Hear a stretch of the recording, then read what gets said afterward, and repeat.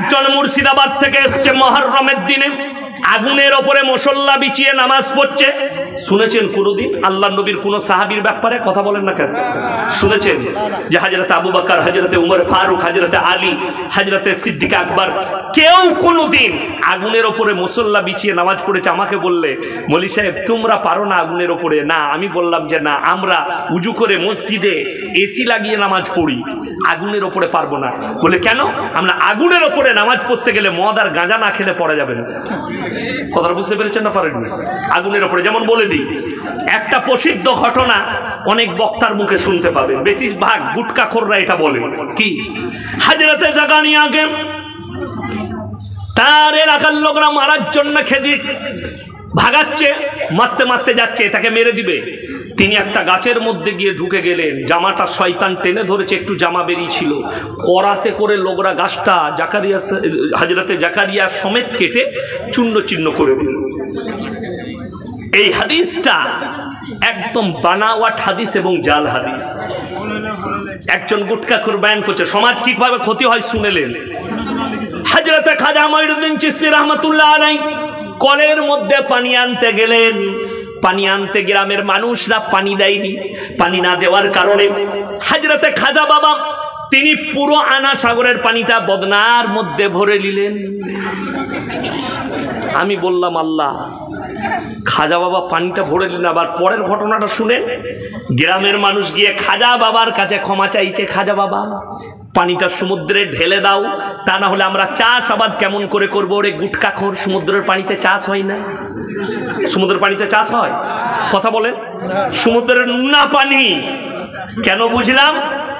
যখন আমফান ঝড়ে 24 পরগনার সব দ্বীপগুলোর ক্ষতি হয়েছিল জলোচ্ছ্বাসে, আমি তখন আমার এক বন্ধু সদরুদ্দিন ভাই আসানসোলে বাড়ি, আমাকে বললে ইয়াসিন ভাই কিছু টাকা নিয়ে গরিব দিকে ত্রাণ দিতে যাব, আমার সঙ্গে যেতে হবে। রাত্রে গাড়ি ছেড়ে চলে গেলাম, সকালে মৌসুমী দ্বীপ সাগর দ্বীপে পৌঁছালাম।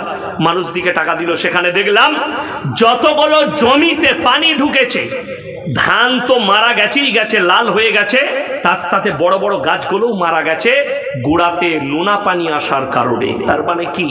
সমুদ্রের পানিতে চাষাবাদ হয় না।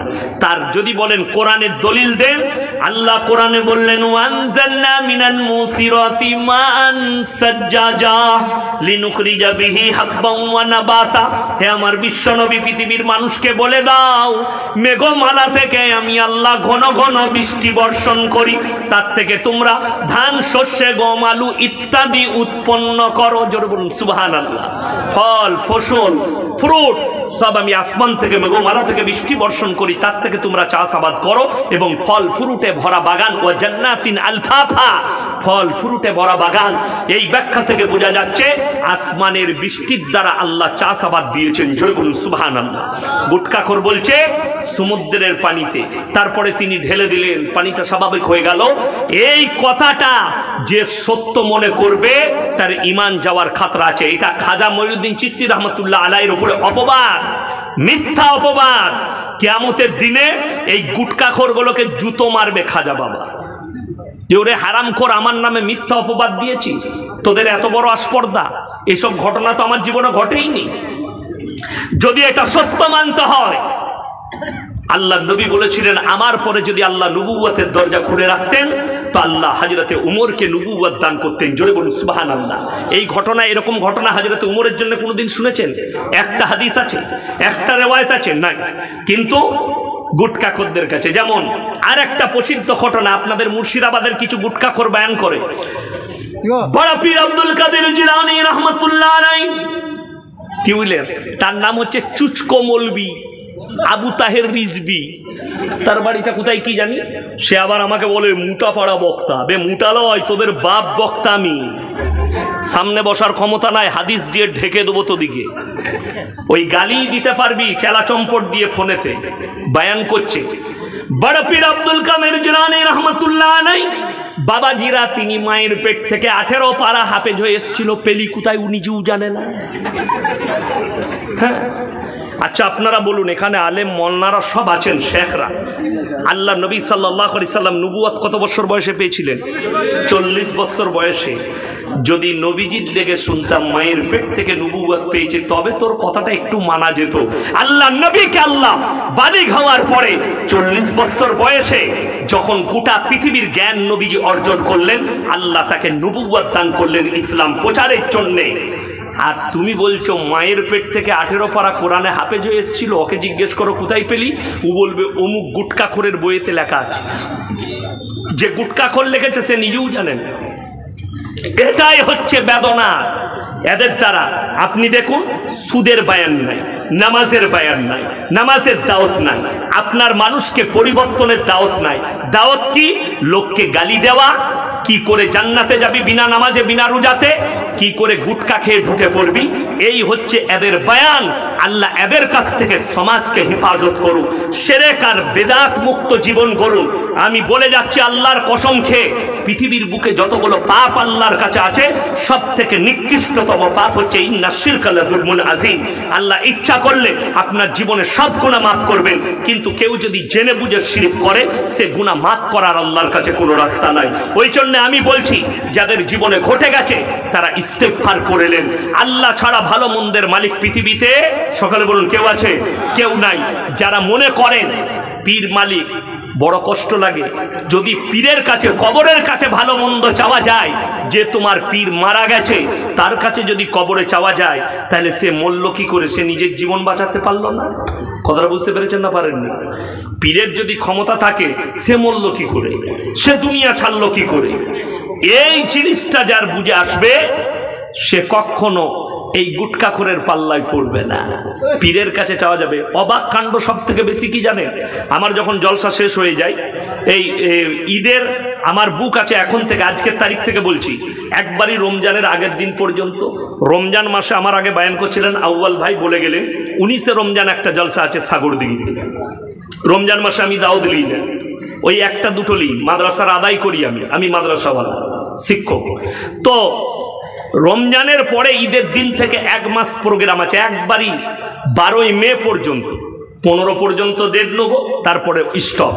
আমি বোম্বে চলে যাই, বোম্বেতে আমি 10 দিন থাকি, দিল্লিতে থাকি, আমার ভাইরা ভাই আছে বোম্বেতে, আমার দিল্লিতে বন্ধু আছে, ওখানে আমি আরাম করি, ঘুরি, থাকি, মাদ্রাসারও কাজ হয়, কিছু কালেকশন করি। তো আমার প্রায় দিনের সিস্টেম হচ্ছে, বোম্বের হাজি আলীর পাশে একটা হোটেল আছে, শুধুমাত্র পায়েস পাওয়া যায়। কিসের? ফলের, যত রকমের ফ্রুট আছে, ফ্রুটের পায়েস। আমি ওখানে পায়েস খেতে যাই। সব থেকে বেটার হচ্ছে আতার পায়েস, আমি খেতে যাই। তো ওখানে বসে থাকি। সব থেকে আশ্চর্য জিনিস কি দেখেছি জানেন? বড় বড় ধনীরা BMW গাড়ি থেকে নামছে, ওডি থেকে নামছে, 4 চাকা থেকে নামছে। যারা সোনাপাটি আছে, অনেক আছে অ্যাম্বুটারিওয়ালা। আমাদের দেশের অনেক মুর্শিদাবাদের গুটকাখোররা, এদের মুরিদরা আছে, তারা যায় হাজি আলী বাবার কাছে। তারা ঢুকছে, কবরে ঢুকে বলছে, বাবা তুমি আমার ব্যবসায় বরকত দাও, 5000 টাকা তোমার ভান্ডারে দিলাম। চাইছে কবরে। সে যখন বেরিয়ে আসছে, তার কাছে চাইছে ভিখারিরা, আল্লাহকে নাম পে দে দে বাবা, আল্লাহকে নাম পে দে দে বাবা। মাজারে পাওয়া গেলে ও তোর কাছে চাইবে কেন? ও তো মাজারে চেয়ে নিত আগে। কথাটা বুঝতে পারেননি? লোকের যেমন আমাদের দেশের কিছু লোকের আপনি বেলডাঙ্গাতেই পাবেন, যদি কি বুঝলেন ছেলে হচ্ছে না, কি করবি বলে হুজুরের কাছে এমন তাবিজ দিবে, বেটা ছেলে হবে। আর হুজুরের একটাও বেটা নাই। কথাটা বুঝতে পেরেছেন না পারেন?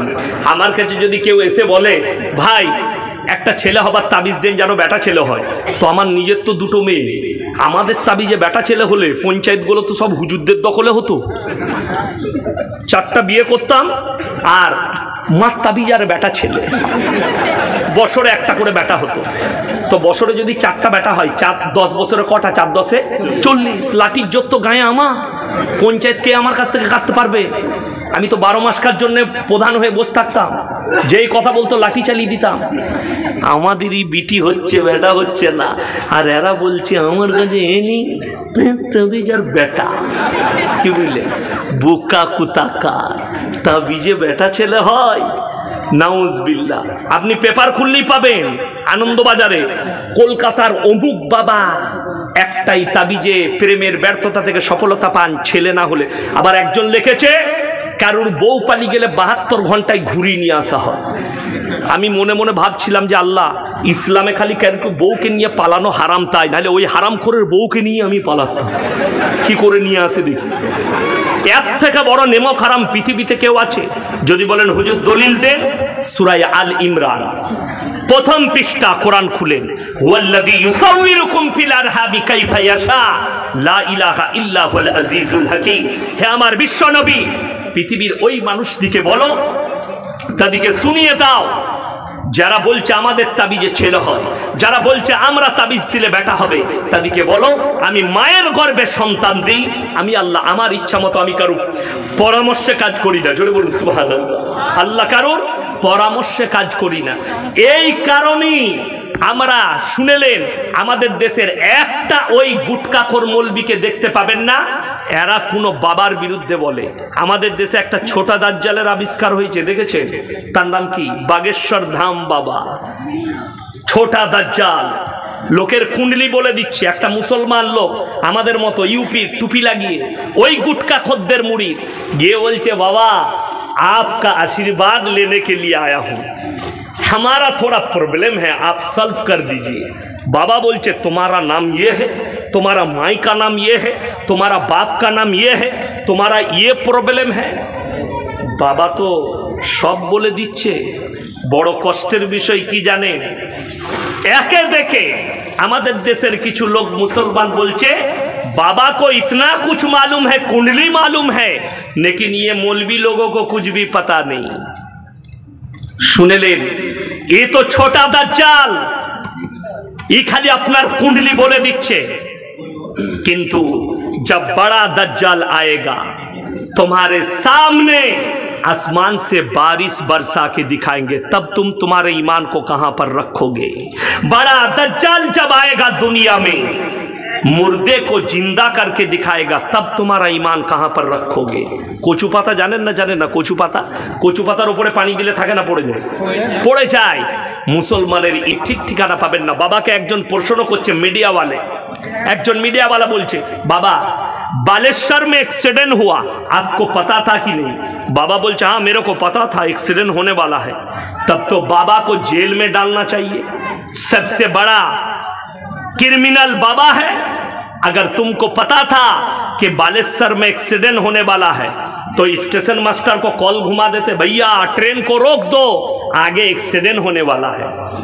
दुख ओटा नय, दुख बेलडांगा बाजारे যারা রেলে চাকরি করেন, আপনার রেলের অফিসার দিকে বলবেন ইয়াসিন ভাই বলে গেছে বর্তমান থেকে এসে, দুঃখ একটাই আমাদের দেশে রেলে কাটা গেলে, রেলে যদি মরে যায় অ্যাক্সিডেন্টে 5 লক্ষ টাকা দেওয়া হয়, ঠিক কি না? কথা বলেন। যারা মারা গেছে সরকার তাদেরকে 5 লাখ দিয়েছে, যারা আহত তাদেরকে 2 লাখ দিয়েছে। কিন্তু যে ছেলেটা হরিশ্চন্দ্রপুরে নিজের গেঞ্জি খুলে কাঞ্চনজঙ্ঘা এক্সপ্রেসের সামনে ঝান্ডা লহরিয়ে ছুটে ছুটে গিয়ে গাড়িটাকে দাঁড় করালো, কত হাজার লোকের প্রাণ বেঁচে গেল, সেই ছেলেটাকে রেল কত পুরস্কার দিয়েছে জানেন? 1,500 টাকা। কথাটা ঠিক বললাম না ভুল বললাম? খবরে পেপারে ছেপেছে 1,500 টাকা পুরস্কার দিয়েছে। রেলের রজ্জা 1500 টাকা। 1500 হলে তো অনেক হয়ে যেত। 1500 টাকা পেপারে পড়েছি, মোবাইলে পড়লাম, পেপারে ছেপেছে, রেল 1500 টাকা দিয়েছে। এর থেকে লজ্জার কিছু আছে? যদি খালি বলে দিতিস রেল ফকির হয়ে গেছে, আমরা মুসলমানরা যদি 1 টাকা করে 1 কোটি মুসলমান, সমস্ত আপনাদের অনুদানে চলছে। জোরে বলুন না সুবহানাল্লাহ। এত সহজ নয়, এটাই আল্লাহর কৃপা, এটাই বেঈমান কাফেরদের দেখা উচিত। সরকারের 1 টাকা নিই না, এই ছাত্রগুলোকে আমরা আমাদের পয়সায় দিনই শিক্ষা দিচ্ছি। জোরে বলুন সুবহানাল্লাহ। তারপরেও এদের চোখ বেরিয়ে যায়, তারপরেও এদের কানে ব্যথা হয়, কোরআনের আওয়াজ শুনতে এদের ভালো লাগে না, আজান এদিকে ভালো লাগে না। মুসলমান ভাই, আমি কারুর বিদ্বেষী নই, আমি কারুর বিপক্ষে নয়, আমি একটারই বিপক্ষে, যে ইসলামের বিপক্ষে, যে কোরআন হাদিসের বিপক্ষে আমি তার বিপক্ষে, যে ইসলাম বিরোধী আমি তার বিরোধী, যে ইসলামের পক্ষে আমি তার পক্ষে।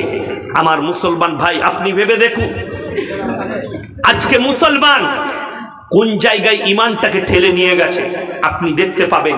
ফটো তুলে আমাদের, সেলফি লাই আমাদের, হাজার হাজার যুবক, এখানে যতগুলো যুবক আছে 100টার মধ্যে 80টা যুবকের চুল চেক করুন, শুয়োরের মাথার মতো চুল কেটেছে, অথচ ভক্ত আমার বলে। ঠিক কিনা? ভক্ত আমার, ভক্ত মুমতাজুল ভাইয়ের, কিন্তু চুল কাটে শুয়োরের মাথার মতো, প্যান্ট পরে সালমানের মতো, হানি সিং এর মতো গলায় চেন পরে, কান ফুটো করে কানে বালি পড়েছে।